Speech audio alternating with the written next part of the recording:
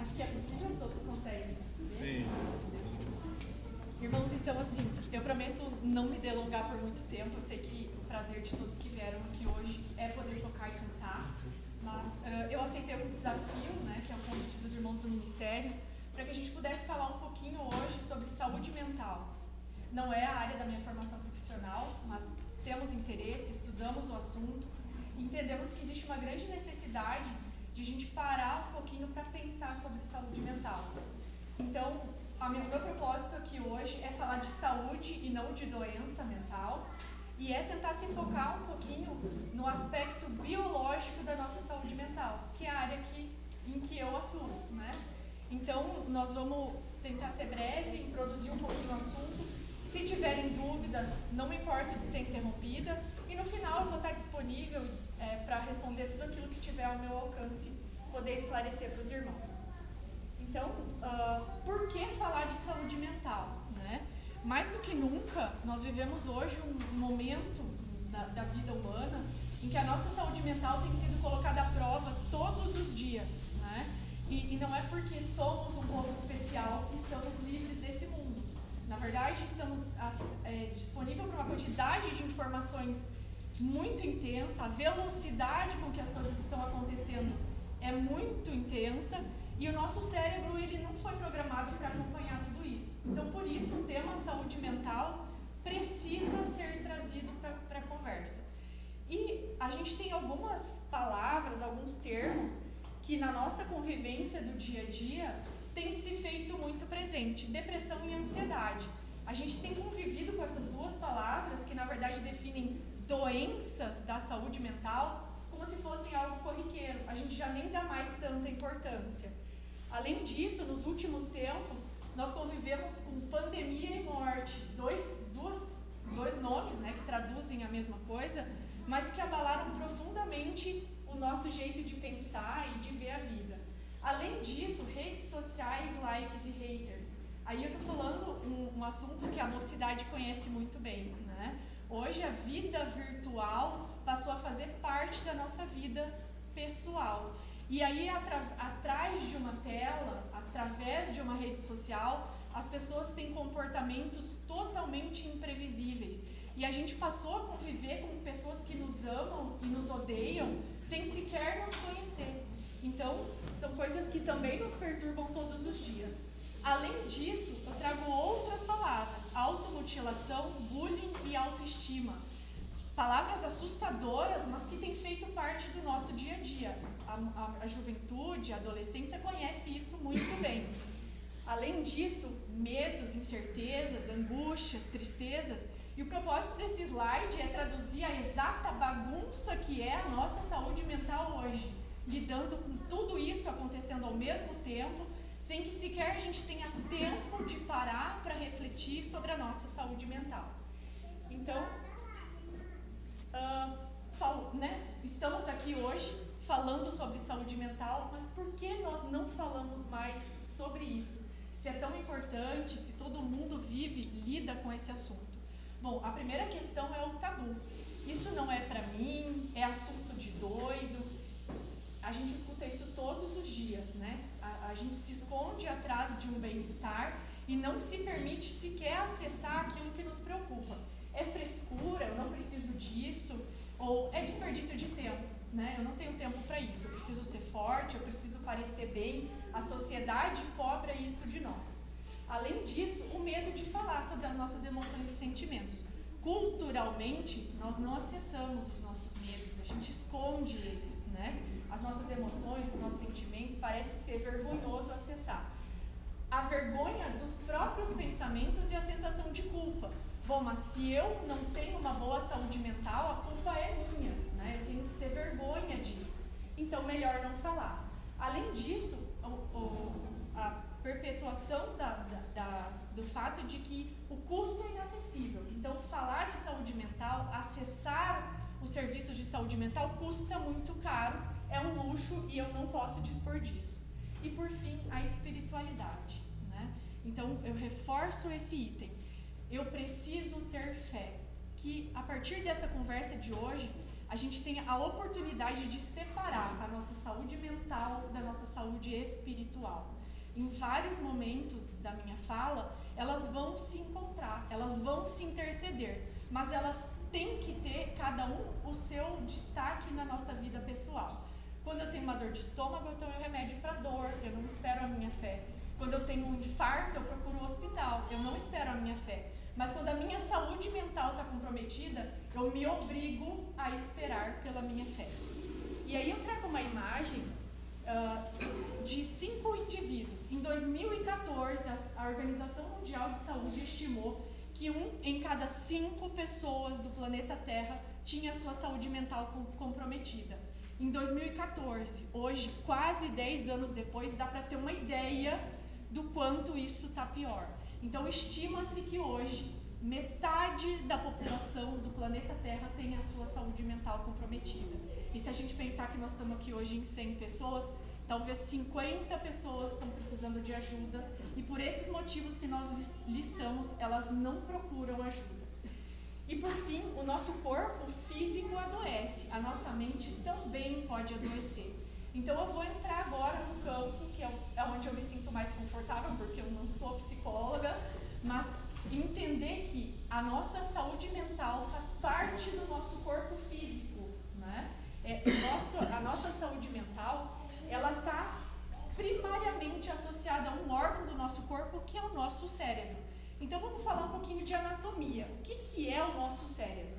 E aí eu trago uma imagem ilustrativa, porque nós sempre pensamos no cérebro como um único órgão, um tanto quanto desconhecido, a maioria de nós não tem ideia de como é que ele funciona, mas lembrando que o nosso cérebro não trabalha sozinho, e ele está intimamente ligado com todo o meu corpo. Ele é o comando central, e depois do cérebro eu tenho uma coluna e nervos que distribuem essa informação para todos os órgãos e todas as partes do meu corpo. Então a informação vem do cérebro para o meu corpo e ela entra para o meu cérebro através do meu corpo. Basicamente, a nossa anatomia é composta pelo sistema nervoso central, que é o cérebro, e o sistema nervoso periférico, que é a medula espinhal e os nervos periféricos. As células que compõem o nosso sistema nervoso, tanto o nosso cérebro quanto o sistema nervoso periférico, são os neurônios. Então, para quem não conhece, todo o nosso sistema nervoso é feito dessa célula, que se compõe basicamente por uma espécie de uma cabecinha com várias ramificações. Essas ramificações são todas interligadas, então o nosso sistema nervoso se compõe de um grande emaranhado de fios que funcionam, né? E aí, como que isso funciona? Então, falando um pouquinho de fisiologia. Basicamente é assim dentro do nosso sistema nervoso, no cérebro e no sistema nervoso periférico. Então, nós possuímos dezenas de bilhões de neurônios conectados, mais precisamente algo em torno de 86 bilhões de neurônios. Esses neurônios se comunicam entre si através da despolarização da membrana, que é uma atividade elétrica do nosso cérebro, então se assemelha em muito a fios conectados, e através de uma informação química que é passada de neurônio para neurônio. No nosso cérebro existe um conceito chamado neuroplasticidade cerebral. O nosso órgão, cérebro, nosso sistema nervoso como um todo, é um dos poucos órgãos do nosso corpo que não nasce e morre do mesmo jeito. Ele está o tempo todo se remodelando. O nosso cérebro, os neurônios vão encontrando caminhos novos mediante as situações que a gente vive, para continuar funcionando. Então, se eu pegasse lá a junção de um neurônio com outro neurônio, eu teria essa cena. Como que eles se comunicam? Como a informação é passada? Através dos neurotransmissores, que são substâncias químicas, né? Então, a gente tem ali as vesículazinhas, essas bolinhas cor-de-rosas, e as amarelinhas que estão dentro das bolotinhas, que são as vesículas. Essa substância é despejada num espaço entre um neurônio e outro, chamado fenda sináptica, e a informação é passada de um neurônio para o outro neurônio. E aí, isso é feito através dessas substâncias químicas. Nós temos mais de 40 tipos de neurotransmissores. Então, existem alguns que são mais conhecidos. A dopamina, que é o neurotransmissor da vontade, da reciprocidade. A serotonina, que é o neurotransmissor do prazer, o GABA, glutamato, adrenalina, que são neurotransmissores excitatórios, a ocitocina, que é o neurotransmissor do amor, e tantos outros que são as endorfinas relacionadas ao prazer. Por que eu estou explicando isso? Porque a gente precisa desmistificar quando temos uma condição patológica, uma doença, é aqui que mora o problema. Existe uma deficiência química, orgânica, física, embora não seja palpável, a gente não veja olho nu, aqui existe um problema. Ou falta substância, ou essa substância é dispersada rápido demais. E aí, quando nós precisamos de tratamento da nossa saúde mental, é aqui que os fármacos vão agir. Eles agem aumentando a oferta de neurotransmissores na fenda sináptica. Então, para desmistificar, doença mental tem tratamento e não é frescura. Seguindo, então, a gente entra um pouquinho no aspecto da psicologia. Então, a gente falou um pouquinho o que é o nosso sistema nervoso, falou como ele funciona, e aí a gente vai traduzir isso no que nós acessamos, que se traduzem em emoções, que é um conjunto de respostas motoras que o nosso corpo faz aparecer mediante uma situação. Então, por exemplo, quando eu fico feliz, eu sorrio. É um ato motor que reflete o que está acontecendo dentro do meu cérebro. Os nossos sentimentos é aquilo que, se eu não mostrar, ninguém pode acessar. Fica só lá dentro do meu cérebro. Por exemplo, tristeza e alegria. Eu posso estar triste sorrindo. Se eu não falar que eu estou triste, ninguém vai saber. Então, seriam as nossas emoções e sentimentos. E aí vem uma palavra que também lidamos, a somatização. Tudo aquilo que o nosso cérebro não conseguiu resolver vai se refletir no nosso corpo físico. Então, todo mundo aqui sabe de alguém que já teve dor de cabeça, dor muscular, palpitação, azia, aperto no peito, insônia, falta de concentração. Frequenta inúmeros médicos, pronto atendimentos e consultas sem um diagnóstico, exames normais, e está doente. Então, isso é somatização. O que não for resolvido no cérebro, o nosso corpo vai padecer. Então, bom, entendemos o que é, como funciona, mas afinal de contas, o que é saúde mental? A Organização Mundial de Saúde define que a saúde mental deve ser interpretada como um estado de bem-estar físico, mental e social completo, e não a mera ausência de doenças. O que isso significa? Isso significa eu estar bem comigo mesma e com os outros com quem eu convivo. Compreender que ninguém é perfeito. Quem é mentalmente saudável não é perfeito. Ser capaz de enfrentar os desafios e mudanças com equilíbrio. E conseguir lidar diariamente com as boas emoções, mas também com os conflitos, as perturbações, os traumas e as transições importantes do ciclo da vida. Né? Mais uma vez falando da juventude, da adolescência, que está lá exposta à rede social, ao ódio, ao amor alheio, e tem que aprender a lidar com as próprias mudanças que está sofrendo. Quando nem se sabe quem é, eu estou lidando com pessoas que eu sequer conheço e lidando com as emoções mal resolvidas delas. E reconhecer os seus limites e buscar ajuda quando é necessário. Então, isso é estar mentalmente saudável. Não é ser perfeito, não é ser quem eu desejaria ser, mas é estar bem comigo mesmo. Então, sabendo que isso é saúde mental, vem algumas dicas. Como cuidar da nossa saúde mental? Então, eu vou dividir em 10 itens e vou citar um pouquinho de cada um deles. Então, praticar o autocuidado. Esse é o primeiro item essencial para a nossa boa saúde mental. Nós precisamos nos conhecer, gostar de quem somos e não querer ser outra pessoa. Né? A cada vez mais a rede social, a vida virtual, mostra sempre o lado bom das pessoas, o lado feliz da vida delas. Nunca mostra o que tem de ruim, nunca mostra os traumas, os medos, as angústias. E isso a gente também vive no nosso dia a dia. Às vezes a gente tem um modelo de perfeição. Eu gostaria de ser como aquele irmão, mas eu não sou. Isso não me faz ser pior porque eu não sou aquela pessoa que eu admiro. Se manter ativo, fazer atividade física regular.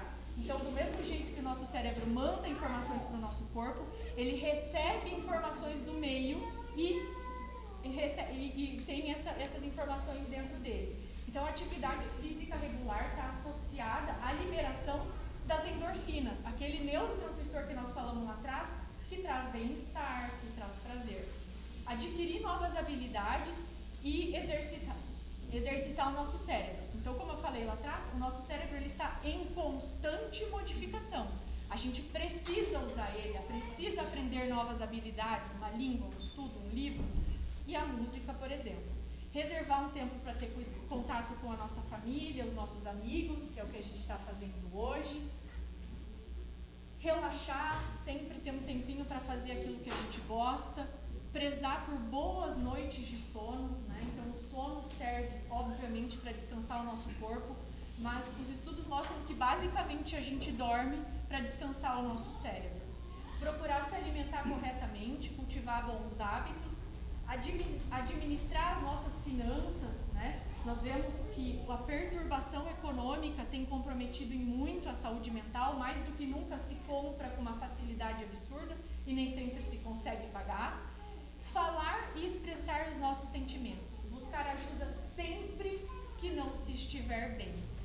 A gente não precisa sofrer sozinho. Essa ajuda pode ser dentro da nossa família, uma pessoa de confiança, alguém que a gente admira, ou até uma ajuda profissional, quando isso for necessário.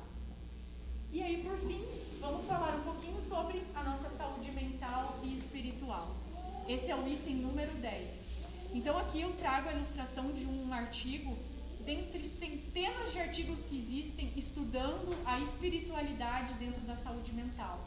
É um fato, a ciência reconhece a importância da fé na saúde mental.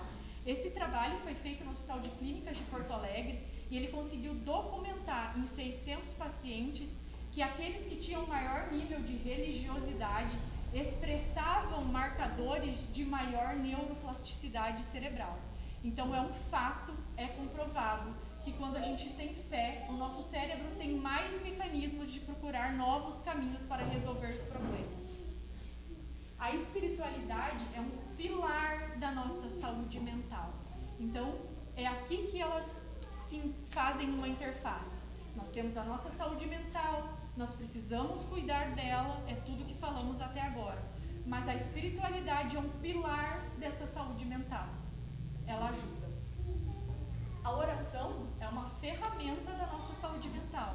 Quando nós dobramos o nosso joelho na nossa oração individual, nós estamos tendo aquilo que a ciência entende como meditação. É um tempo em que a gente acessa a nossa mente, revisita os nossos medos, as nossas angústias, as nossas alegrias, as nossas tristezas e tem um momento para se conectar consigo mesmo e com Deus, né? E por fim, a gente une forças quando estiver doente. Então a espiritualidade mais o tratamento.